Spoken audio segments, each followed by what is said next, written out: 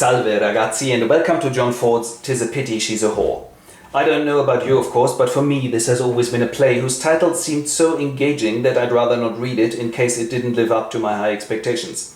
Now that I did read it, however, I've got to tell you, Ford delivers. This play has everything an Amazon original series ought to have. Suspense, murder, mystery, and of course incest. Incest? Today's cast are Florio, a harmless citizen of Parma whose wife is obviously dead, which may be why his adult children Giovanni and Annabella have been turning to each other for emotional support in this cold world.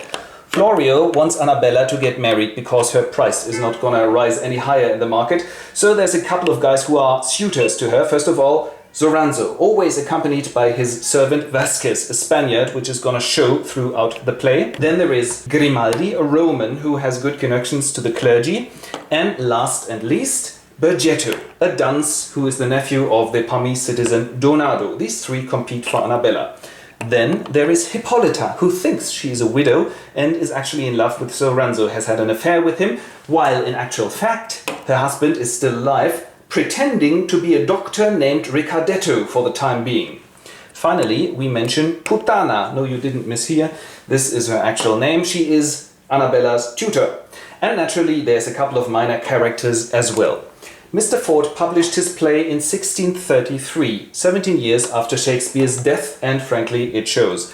Not to be unfair, it's got all the ingredients of a proper Shakespearean shocker, only too much of everything, but judge for yourselves. As the play is about emotions and sex, it's set in Italy, in Parma to be precise. Now, Giovanni has this hobby of shocking the friar Bonaventura, who is his confessor, and says, "So, I've confessed that I love my sister. What do I do now? Repent, pray 24/7, pray!" Aha, that's a lot of help. And this shocking revelation is followed by a daring action scene. "Stand, you chicken! You're not gonna fight me, I'm far too noble for you!" Until someone shouts out of the window, "Oi, get killed elsewhere, people want to sleep in here!" And Zoranzo goes, "Sorry sir, I told my servant to teach this Roman a lesson because he always talks shit about me in presence of Annabella." "Oh, shut up!" Annabella and her tutor have watched this scene, and the tutor goes, "I'd take Zoranzo if I were you." But then her brother comes and she has only eyes for him and goes, "Hey, how are you?" "I'm sick." "Oh no, what's this?" "Better kill me now than to prolong my suffering." "I can't. You love me, but I love you even more. Love me or kill me, brother. So what now?" "What you will." And with this Shakespearean allusion, they hop merrily off to bed. Donado is pestering their father about his nephew, and he finally goes, "Listen, I like you, Donado, and I don't mind your nephew, but my daughter's gonna decide, right?" Okay, this has given the siblings just about enough time to share the pillow, as they say in Japan, and afterwards Giovanni goes, "You don't even look any different now. Get married." "Oh, I shall weep." "Don't, I'm just off to get some cigarettes, right? I'll be right back." And that gives her some time to talk through the experience with her rather open-minded tutor, and she goes, "This was great, sex with my brother." And she goes, "Well, it's all in the family after all." When her father comes in and introduces Dottore Ricardetto as the new family doctor, and he has brought his niece who is playing the lute, a kind of musical groupie to the doctor, obviously. "Hello, hi." Now, Zoranzo is actually in love with Annabella. He's reading poetry and being melancholy when Hippolyta rushes in on him and says, "Oi, you pig! I had an affair with you while my husband was still alive because you promised to marry me when he was dead, so do it now." "Well, sorry, I can't do that." Goes off, and she turns to his servant afterwards and says, "Vasquez, you help me to kill him and get revenged and you'll be my husband." And he says, "Deal." The first husband, however, knew about the affair of his wife, which is why he now tells to Philotis, "We're just biding our time to get revenged on my cheating wife, Philotis." Donado is fighting a losing battle in the meantime, trying to get Annabella for his dunce nephew. "Look, nephew, I've written a letter to her in your name." I'll give her the letter I've written." And he goes, what a waste of time. Giovanni has in the meantime taken his cigarettes and another confession to his Friar Lorenzo. And he says, I haven't heard what you just told me. Listen, the only thing I can do for you is persuade your sister to get married right now. Okay, do that. Donado is so desperate that he talks to Annabella himself and says, "Look, my nephew has written you this wonderful letter and here's a jewel you can have from him." And she looks at the jewel and says, "Sorry to be frank, but I can't take this. because hell will freeze over before I take him. Okay, it was worth a try, you can keep the jewel. But the dunce pops up and has heard the rejection and says, no matter at all, I'm after the doctor's niece anyway. When Giovanni comes back and says, who gave you that jewel? I'm so jealous. My oh my. And as the first suitor has been rejected, now Florio thinks it's time to deal with Zoranzo and his claim as well. And he arranges a meeting between Annabella and Zoranzo while Giovanni is eavesdropping. And she goes, listen, it's nothing against you. You're great. I'll marry you or none. It's just thanks, but no thanks. Oh my God, I'm sick. And she pukes all over him.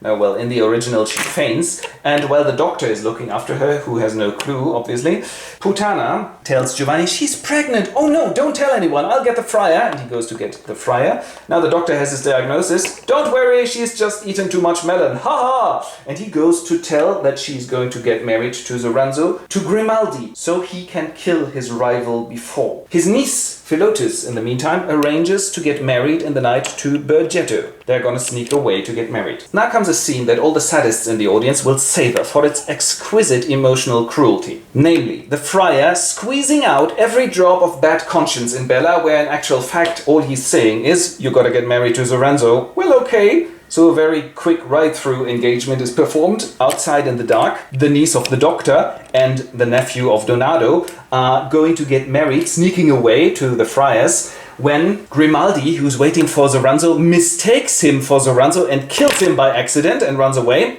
Vasquez informs Hippolyta that Annabella and Zoranzo are going to get married in 2 days. No, we'll gatecrash that party. While Donato, whose nephew has just been killed, takes his old friend Florio to the Cardinals and knocks on the door and says, sorry, your eminence, to disturb you, but my nephew has been killed by one Grimaldi who you are hiding.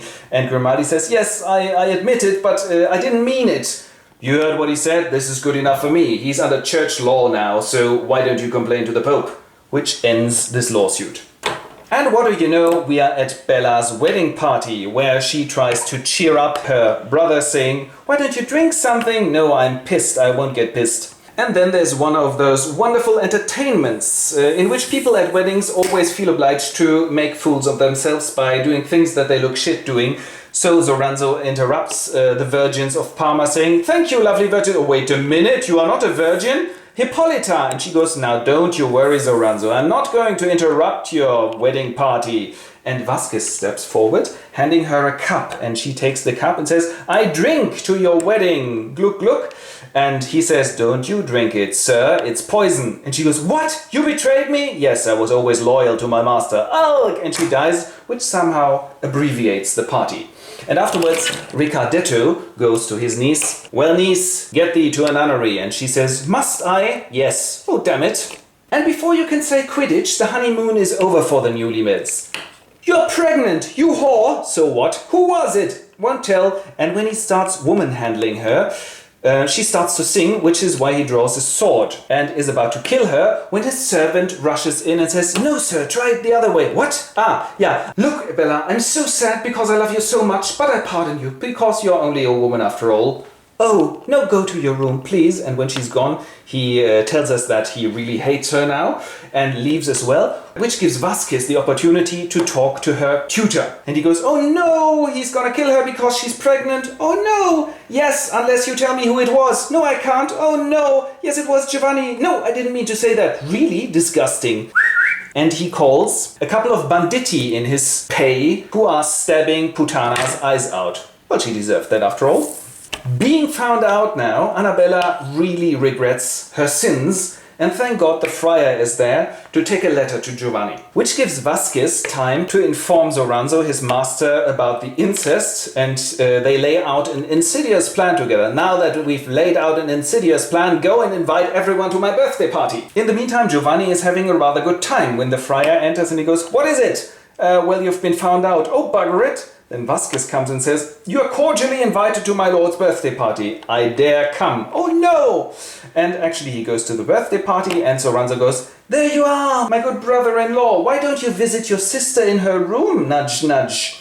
And of course, Giovanni goes up to Annabella's room and goes, so you don't love me anymore? This is a trap, they're gonna kill us. Yeah, but you don't love me anymore. Well, we'll meet again in heaven. Are you sure of that? Of course I'm sure. Then kiss me goodbye. And they kiss, then he stabs her, and rips her heart out, well, cuts her heart out actually, and takes it on the tip of his dagger to the birthday party again and says, Soranzo, this is my birthday present for you. And he goes, oh, you fucker, and tries to kill him, but is actually killed himself. Which is when loyal Vasquez and his banditti surround Giovanni and actually stab him. Oh, who killed me? That would have been me.